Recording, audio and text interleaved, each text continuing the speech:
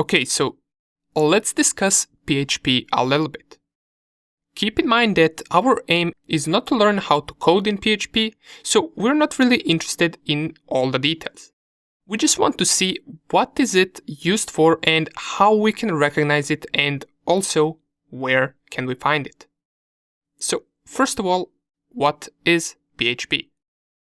Well, PHP is a programming language, or also can be considered to be a widely used open source scripting language, and its main purpose is for web development. Another interesting thing for us is that, as it says right here, PHP can be embedded into HTML. What does this mean? Well, the same way that we can add JavaScript inside of HTML, we can do it with PHP too. A simple example would be the code that we can see at this page. As we can see, the code starts with open HTML tags. We got some HTML open headers, open head tags, open body tags, and inside of the body tag we get PHP code, which is embedded inside of this HTML code. This is the most simple PHP code, but we can notice what actually distinguishes it and what allows us to notice that this indeed is a PHP code. First of all, it starts with these tags. We got this arrow pointing to the left, then we got question mark, and then PHP. This is opening tag for PHP script. Under that comes the code that we write in PHP, and in this case it is just a simple echo script that says, "Hi, I'm a PHP script." After you finish typing all of your PHP code, you simply just close the tags by typing question mark and arrow to the right. And after that, you can simply just continue with your HTML code. Okay, so PHP is used for web development, same as JavaScript. It can be included in HTML code, same as JavaScript, so what is the difference? Well, JavaScript is used for client side, while PHP is used for server side. The key is that client can't really view PHP code that is being ran by server, taking into consideration, of course, that everything is set properly and not misconfigured. Perhaps this is better said here in this paragraph, right here.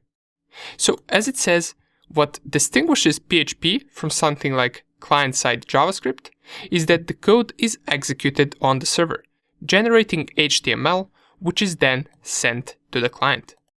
The client would receive the results of running that script, but would not know what the underlying code was. You can even configure your web server to process all your HTML files with PHP, and then there's really no way that users can tell what you have up your sleeve, meaning that they can figure out what code you have in PHP. Another reason why PHP is good is, besides it being available on all major operating systems, it is good in command line scripting and server-side scripting, which we mentioned already. Server-side scripting is the main field for PHP. However, for this we need three different things, and that is, we need to have the PHP parser, we need to have a web server, and a web browser. And in this case, to run the PHP code, you can just have the web server running with a connected PHP installation. Then you can access the PHP program with a web browser. How it exactly runs is explained really good in this image right here, or in this diagram, however you want to call it. As we can see, these are labeled as steps. We go from the device, as it says user requests some website. It goes to the Apache web server or any web server whatsoever. Then it processes back to the PHP interpreter, which is step number 5. Then it sends back to Apache web server, and then the web server processes the page and sends it back to the user. Now, another thing worth mentioning is that you can make PHP run without any server or browser. You could run it with command line, with just the PHP parser, and it will still work. Okay, nonetheless, this is the basic principle behind PHP. We just mentioned what it was used for, where can we find it, and how can we recognize PHP code. What is important to remember?